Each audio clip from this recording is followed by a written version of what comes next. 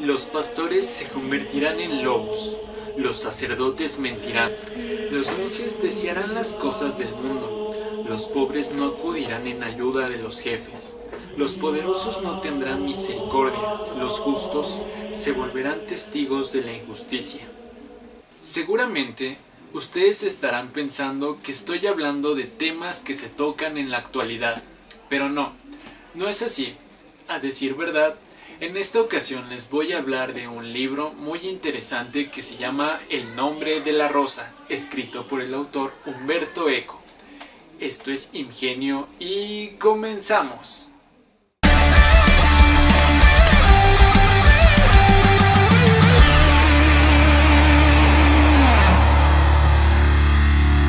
Empecemos hablando un poco sobre el autor, Umberto Eco.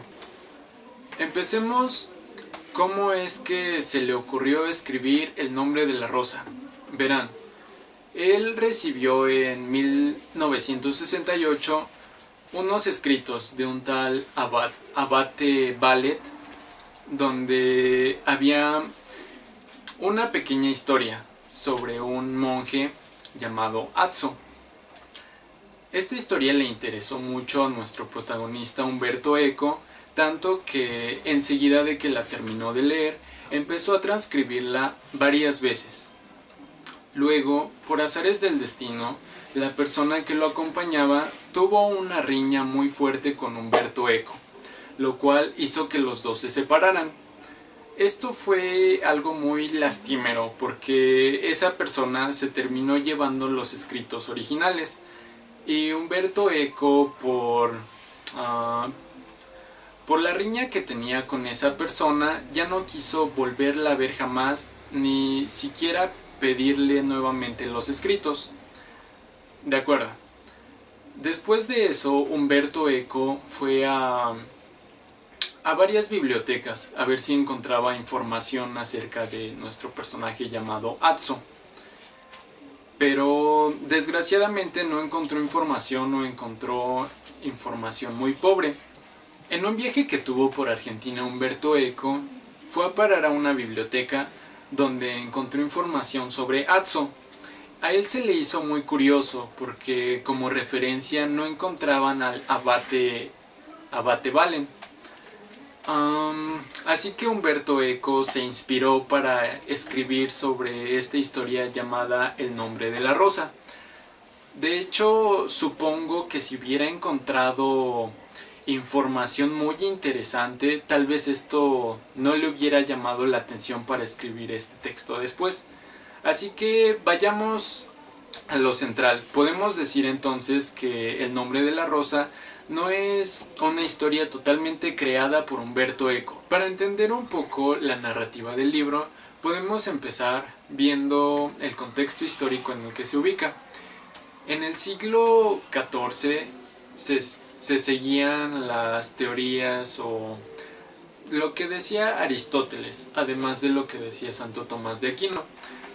De hecho es muy curioso porque a Santo Tomás de Aquino, inclusive aunque la iglesia tomaba sus escritos, algunos eran censurados sin que se lo dijeran a la gente. Y así es como los publicaban. Pero en fin, de los filósofos nos centraremos en lo que es Aristóteles. En varias partes nos llega a hablar de un neuma. Pero, ¿qué es un neuma? Un neuma es un soplo divino. En ese caso se relacionaba con lo que se entendía como alma. El soplo divino había en dos partes, según Aristóteles. El interior, que servía para el cuerpo, que en el corazón los vasos sanguíneos funcionaran perfectamente, y el neuma exterior, en este caso el aire que respiramos. En algunos momentos nos habla sobre la risa. Pero, ¿qué tiene de especial la risa?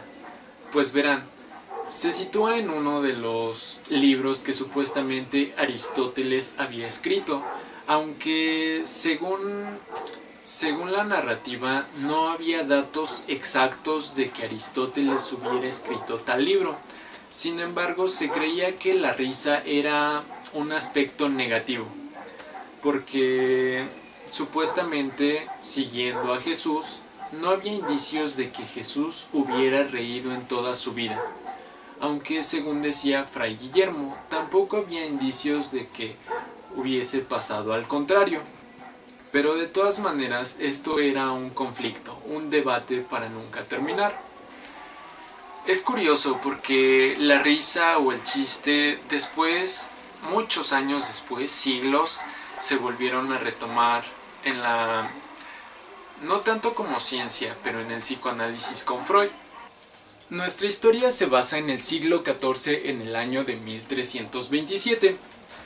Se sitúa nuestra historia en una abadía. Una abadía es un monasterio o un convento que está regido por un abad o una abadesa. En este monasterio llegaron dos personas que nos importan mucho para la historia. Una persona es el Fray Guillermo y otro es su novicio Azzo.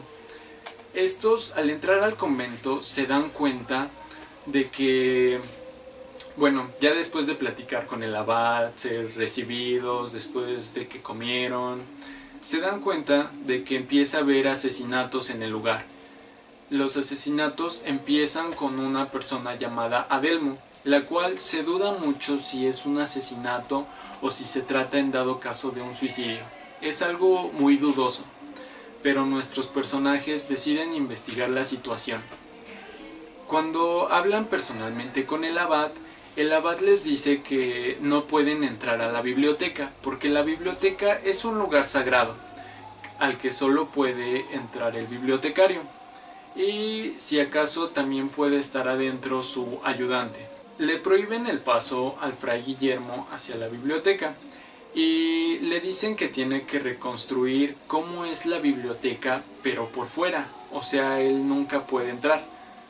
Así que, por lo que te narran en la historia, el abad ya tiene conocimientos previos de lo que está pasando en la abadía, pero él no quiere decírselos directamente a Fray Guillermo ni a su novicio. Quizás, ¿por qué podría ser? Ustedes pueden formular sus hipótesis al leer la historia. También hay debates muy fuertes acerca de que Jesús vino al mundo para servirle a las personas. En cambio, según los escritos, actualmente, bueno, en ese entonces, la iglesia lo que hacía era que las personas, para ellos eran simples, así les llamaban. Para ellos, los simples eran los que debían de servir a la iglesia. Durante esos tiempos, la Inquisición estaba muy fuerte. De hecho, los ideales de la Inquisición iban cambiando brutalmente. Sí, brutal en el aspecto de que empezaba a haber mayor violencia. Razón por la cual uno de nuestros personajes principales decidió retirarse de ser un monje inquisidor para volverse en un fraile. De acuerdo. Siguiendo nuevamente con nuestro amigo Aristóteles, podemos ver que él seguía una lógica, que después se conoció como lógica aristotélica. Aquí toman mucho en cuenta lo que son los silogismos y las premisas. De hecho, Azzo llega a tomar mucho la lógica, razón por la cual lo llega a regañar Guillermo, porque no todo en el mundo se basa en la lógica. Y entiendo su razón de ser, porque, digamos, no sé, todos los perros ladran, mi vecino ladra, por lo tanto, ¿mi vecino es un perro? Obviamente no. En determinado momento, casi al inicio del libro, podemos ver cómo nuestros personajes principales se adentran en la biblioteca, a algunos pasadizos secretos, y llegan a tener una pista dentro de los pasadizos. La pista es Finis Africae. Pero, ¿qué significa Finis Africae? Bueno, eso es un secreto que ustedes verán a lo largo del libro. De hecho, Finis Africae se toma por todas las partes del libro. Y podrán ver que al final es un secreto muy revelador, aunque si hablamos del final, el final ya depende de cada persona. En lo personal, a mi criterio, cuando acabé de leer el libro, pensé que el final fue malo. De hecho, en las últimas páginas fue así de... ¿En serio? ¿Tanto para esto? ¿Solo es esto? Pero tuve que digerir el final durante varias horas.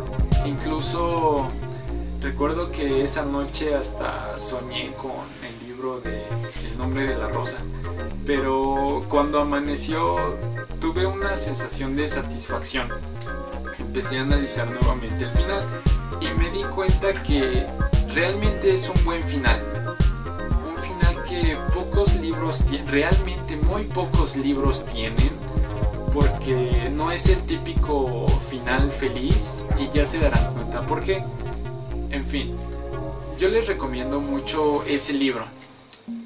Si hubiera una calificación de libros, yo le daría... podría ser un 8.5 de esos que suben a 9, pero en verdad vale mucho la pena, se los recomiendo. Esto ha sido Ingenio.